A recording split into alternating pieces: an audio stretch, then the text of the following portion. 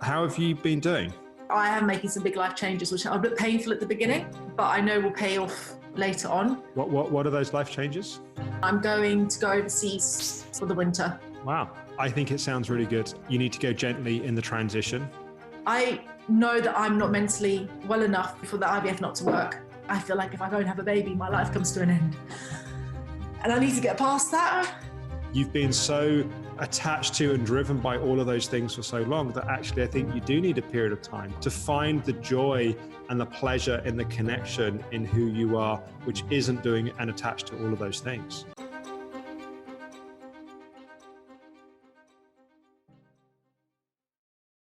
Welcome to this week's episode of In Therapy with me, Alex Howard. And this week we are catching up with Lauren. If you've been following Lauren's story, you'll be aware that in Lauren's last episode, we were exploring her really taking a step back from her life, really prioritizing her healing. And part of that is she's moving to a different country. Of course, the challenge is when we start to really want to make space, we have to start to clear away all of those things that have been getting in the way. And that's a lot of what Lauren is grappling with in this week's episode. There's also, I think that sometimes happens that when we start to make change, things that perhaps haven't been dealt with start to come to the surface and also require attention as well.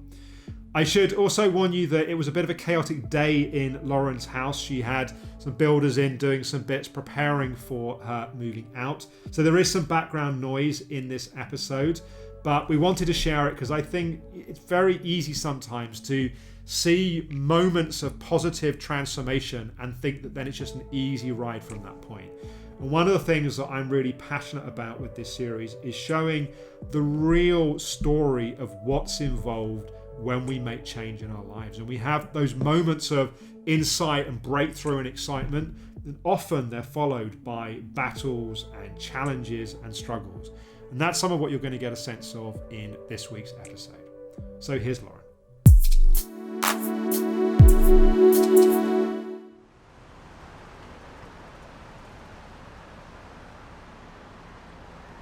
So how are you doing? Bloody hell, I don't even know where to begin. I'm actually like, I just feel like everything was on a high, and then the last few months it's just been really just kind of crashing for me. So there's just so much stuff that seems to be kind of coming up in my life that I don't really need at the moment. When are you moving? I was supposed to leave next weekend, and then I had a medical situation where they found a lump on my breast in my lymph node, and then that all went to big drama. So I've been in and out of the hospital for that, and I'm waiting for an MRI and to find out more. And they told me that I couldn't travel until they knew what was going on. So that kind of threw a spanner in the works. And so I've eventually managed to get some of that sorted, like the tests done, because they basically said they needed to diagnose me before I traveled. Okay. And so I've managed to, so hopefully that's I've got MRIs and multidisciplinary meetings and all sorts of stuff happening. And then I'm now leaving a week later. And so have you had the diagnosis, or you're still waiting on that? No. According in their exact words, and this is like, actually my mum just laughed because she says, always been like that for you when it comes to kind of what's going on in your body. They were like, we've never seen anything like this. And there's me like breasts out, and they have one doctor and then they call another doctor, and before I know it, there's like 5 of them all there staring at various things on the scanner. But they don't really know what's going on. They don't think it's cancer, but they can't rule it out. There's lots of growths in my lymph nodes, in my breast tissue, in the implants. So they can't figure out if it's all the same thing, or if it's like all just connected to my implants, which I want to get out anyway, but they won't take them out until they've diagnosed me. So blah. Yeah, sure. So that's been pretty hectic. They told me it's pretty serious. And I said I was moving to Spain, and they said, no, you can't, you're not going anywhere until we figure out what's going on here. Okay. And that was last week I saw them, and they've moved very quickly, to be fair. Okay. So your plan is still to go to Spain, but you need to wait to get the clarity. Yes. Okay. Exactly. Which means I'm homeless. Yeah. I was going to say, when do you have people moving into the house? Next week, Wednesday, yeah. Okay. So all the best laid plans, right? Yeah. Yeah. And I was purposely being really laid back about this and not being too overly over the top planned, but I didn't expect something like this to come. I thought maybe my tenants would change their mind or, something like that, but I didn't kind of expect it to be something additionally medical on top of all the other medical shit that I deal with all the time. And you say there's been other things going on as well. What else has been happening? Well, the packing up of my house has been hard. I don't have any help really. I've had my cleaner, who's actually now my friend, is downstairs at the moment helping to pack up the kitchen. And I've had another friend who's come one night and helped me, but the rest of it's been me. And when you have kind of chronic illness, it's hard. Like I've started weeks ago. I gave myself like a month, and I've been doing bit by bit, but nothing else is getting easier around me. So I've still got my work to do. I've still got my dogs to walk. I've still got errands to run and bills to pay and all this kind of stuff. And so I was just kind of getting into a status quo, and then add the packing and everything. And I've had to, like, if I spend a bit of time packing, I have to sacrifice walking the dogs because doing both of them means the next day I feel pretty rotten. Okay, I know I'm complaining quite a bit, but really this is the pain that I kind of knew I was going to have to go through to get the freedom. Yeah. I have coming up, and part of the pain that I'm going through this last week or two is letting go. Say more about that. I'm just finding it really emotional. I'm crying a lot. I feel quite traumatized. I'm giving up my cat. Oh God, this is all I do. I'm giving up my cat on Friday. So she's where's she going? To a dog-free home. Her previous owners who rescued her. And I've had her for like 7 years. But, I had to do what was right for her with the dogs and stuff. And then Yoda goes to my ex on Tuesday. And that's like, he's my puppy and the one, I've known him, brought him up, so that's really breaking my heart. But the crux of it is that I have to look after, I have to put myself first. And I can't go with two of them. Yeah. He's just too high energy and he's just too strong. He's getting bigger all the time. He's double the size that they thought he was going to be. So he's, wow. He's turning into a 30 kilogram staffy. And I've also got the other one who's like about 20 kilograms. That's 50 kgs of dog. And they both pull on the lead, and Yoda's very strong. And anybody would struggle. And I've been fighting to cope. But at some point I have to kind of admit that I can't cope. This is what my house looks like. Do you mind if I move the camera? This is what he does every day. Wow. And it's exhausting. I don't have the energy to do the training that I need to do or give him the attention that he needs. And after a lot of speaking to my family and stuff, they've all said the same thing, that, I need to start letting go of things that I can't manage because I can't. Well, I think a big part of what you're doing at the moment is you are doing what's often hard work to create the environment where healing can happen. And in a sense, part of what you're dealing with right now is still the consequences of choices that were made by the old version of you, right? So living in a house that was stretching you financially, having an image of the house you wanted to have with sort of, lots of pets and this and that, but actually that creates a whole other burden that's sort of there. And creating the space to heal also means dealing with all of that stuff and carving out the space at the times that you feel the least resilient to do that. So it's what the kind of the phase that you're going through, I think, can be a very, very difficult one, because in a sense, in the life that you're creating, you'd feel much more resourceful to deal with all of this. The problem is that you've got to go through this to get to that life, which is more supportive. I feel like I've been deluding myself. When I was feeling really good about stuff, really what I was doing is packing a lot of stuff away and not facing up to it. Like, I wasn't really facing up to the fact that I wasn't meeting my bills, and I kind of wasn't really acknowledging that until quite recently, that actually I wasn't coping. Yeah. I was just pretending and smiling and pretending and smiling. Everything's fine, which is kind of what I thought, which is basically falling back into what made me sick in the first place. And what has it done? It's made me sick again. And I know it was only a few months patch. I started to feel better, and I fell into those patterns again of, put the brave face on, don't let anybody know that you're not coping, just get through it. And then I crashed again. So hopefully it's a small crash, and I'll get back on my feet again. But well, the ultimate work that you've been doing on your physical healing journey isn't lost, right? It's not like that's all just suddenly negated by the fact that you've ended up under a lot of pressure in the short term, and therefore inevitably you're feeling more exhausted. The benefit and the insight and the learnings that have come from that are still there. They're just not strong enough to beat the level of loads that you have right now at this point in time. Because although you were getting much stronger, you hadn't yet built up your resilience. So it's sort of like you've got out of debt in terms of your energy, but you haven't built up any savings. And then suddenly you've had all this demand that's come in, and you've gone straight back into energy debt again. If you'd had more time in a healing state and you'd really built up those energy reserves, then you would have had that resilience to then be able to deal with the stresses you have temporarily in this sort of transition phase. It makes completely sense, the energy, kind of like, it is exactly how, now that you've said it, I can picture it. Like, there was this like gradual healing process, but I hadn't made decisions at that point. Yeah.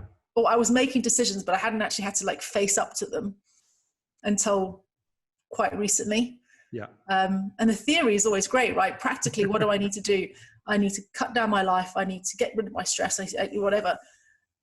But the actual putting it into practice has been about a million times harder than I thought it would be. And and all the things that flare up my depression or my insecurities are the things that I'm putting myself through, being unsettled. I know once I'm there, and I'm in my much smaller house, and the sun's shining, and I have nobody around me that I have to think about but myself. I've got one dog.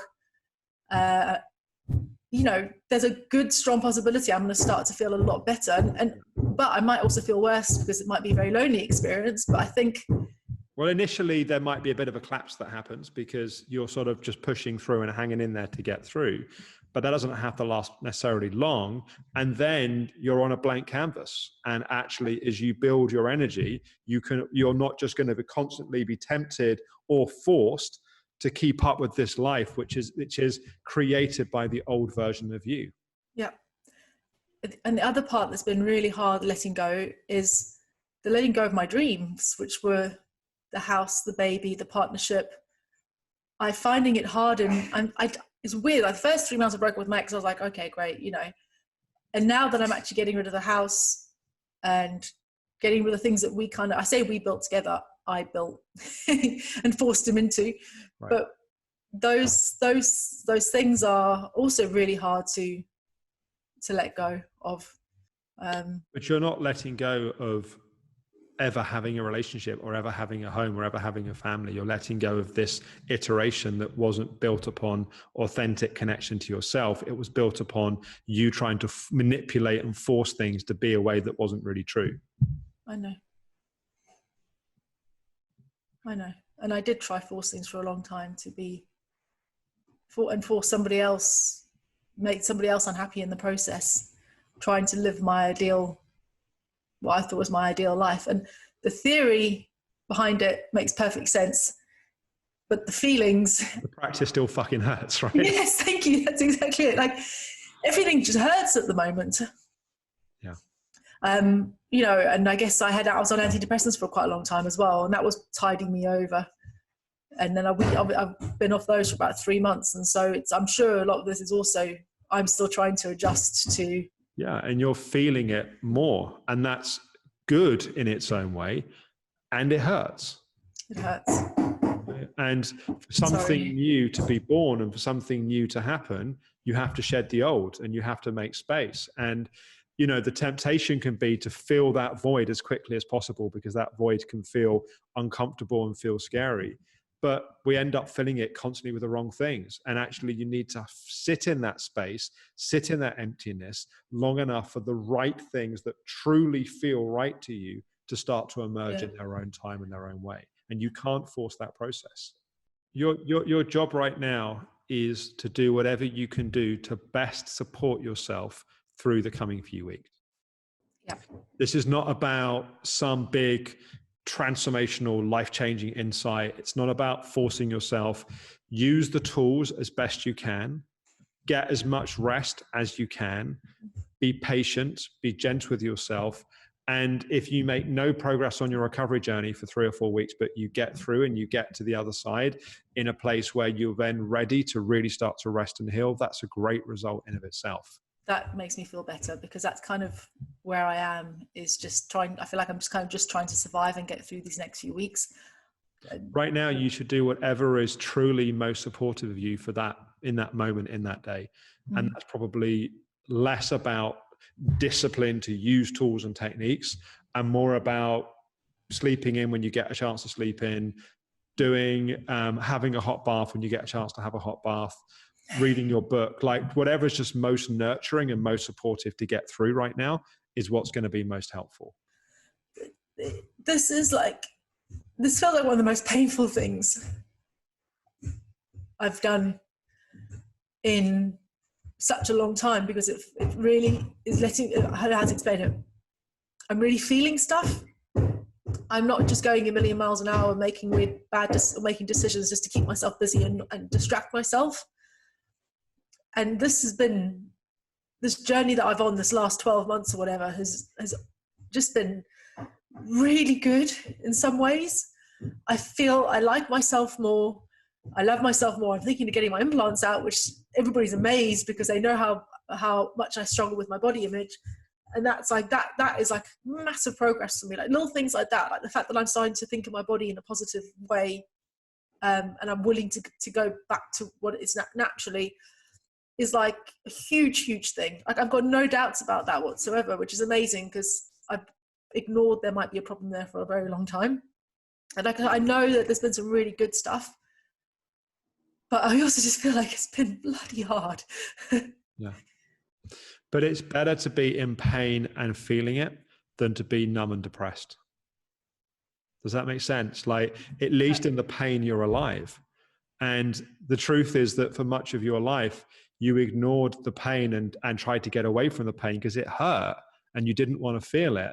The problem is that becomes even more painful and even more suffering. Yeah. And feeling the heartbreak of the loss of a relationship and also the loss of the fantasy of what the relationship was, that fucking hurts. You know, it's like giving up the home that you thought was going to bring you the kind of sanctuary and the happiness. Like, that hurts. Letting go of your pets hurts. Like, it's appropriate to feel pain and to feel heartbreak and to feel sad and to feel angry. Like, that is an appropriate emotional response right now in your life. The anger thing is true. I go through massive sadness to massive anger all in the space of about 30 seconds. Yeah.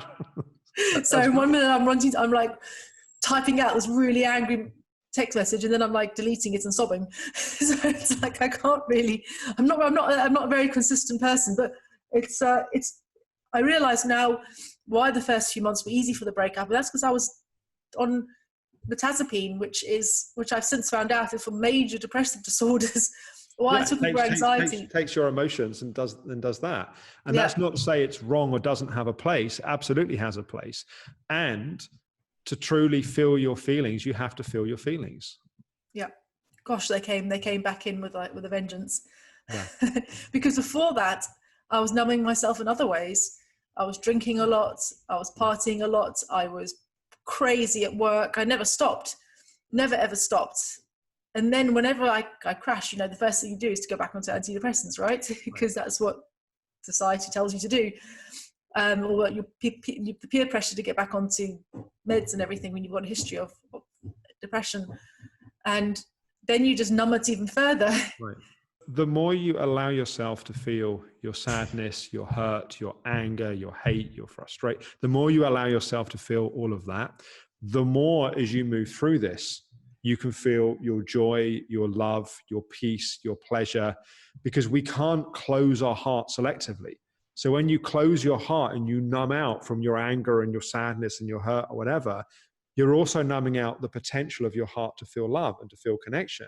So when you have that sort of narrow emotional capacity, life just isn't inherently satisfying. We don't feel the joy and the presence and the connection in life because we're just sort of numb to it.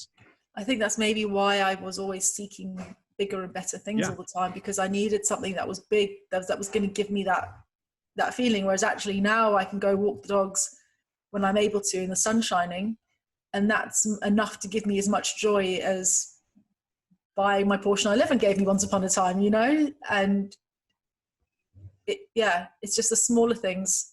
It's like you want to have enough emotional heart openness and connection to actually feel the pleasure, but also to be able to make decisions and choices in your romantic life which are based upon actually being in touch with your heart.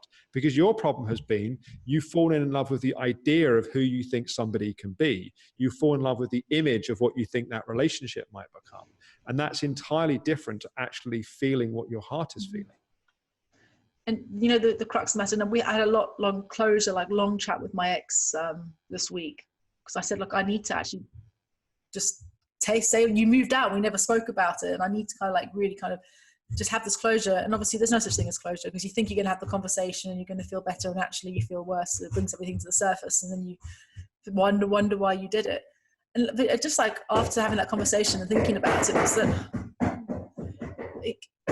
I'm going to treat the sound like a metaphor. You didn't actually treat me very well. Like, I gave and gave and gave and gave and gave and beat myself up because I wasn't making this person happy, and what could I do more? And everything I did was like to the extreme, like, you know, if it was his birthday, make a big deal about it because I really, like, you know, got over and above. Was never done back for me. I never even got a card. So why do I get into this relationship? Why do I get into the relationship? It's not the first time where I feel like I end up in this, like, what I'm giving 100% and getting 5% back. That has to stop. Yeah, it does. And that's why you're making this space. And that's why you're having to go through a period of shedding your connections and letting go of things. But ultimately it is finding a fundamentally different way to be in relationship. You know, it's almost the more your mind gets caught up in the idea of someone, the more you should walk away. Right. Mm-hmm. Or the potential of someone. And this is why I end up with generally quite damaged people. Yeah, you end up with fixer-uppers. Yes, I do. And when we go to relationship counseling, they turn around and go, "You've actually got your shit together." And then, you know, I always come out I always think I go in thinking I'm the fucked up one, and I always come out being like, actually, you're not the fucked up one. Well, what you're doing that's fucked up is you're going in thinking you can fix someone or change someone or turn them into what they can be. But ultimately, you know, it's of course it's one thing to admire someone's potential and believe that they can do something extraordinary in their life in some way. But that's different to loving somebody as they are, for who they are in that moment. Yeah. Because anything else is dangerous. Anything else is now an expectation on them. And it's actually just like when your inner critic says, you're only lovable when you do and achieve this. The unspoken is you're not lovable the way that you are. Ultimately, you know, the truth is you are having to let go of a lot of things, and it hurts and it's painful. And that's why you've held on to those things, to try and avoid feeling the hurt and the pain of letting go of them. Yeah. But you're doing it for the potential for life to truly be different. But that means it has to happen from a different place. It's not happening from your ego ideal of who you think you should be, who you think they should be, what you think the perfect home looks like. It means being more connected to your heart and to your feelings. And it means letting that become your compass of the choices that you make. And you have to learn, so it's a new language. You have to learn that language. You have to figure out, what does this mean? And when I feel that, what's that a sign of? And then it's a whole discovery. And the journey towards that is a journey of feeling what's there in this moment and each moment. And unfortunately for you right now, that means feeling hurt, angry, pissed off, frustrated, despondent. Lost. Let yourself don't force yourself. It's not like, right, I've got to feel all of it. But as you're able to, you are growing your capacity to tolerate and feel and process and digest those feelings. It's funny because I'm still trying to figure out what half my feelings are. Right. I'm sitting there and I'm like, why is it that I'm upset about this? Like, why? Like, what is the, like, I can't figure out a lot of what I'm upset about. I'm just upset. Yeah.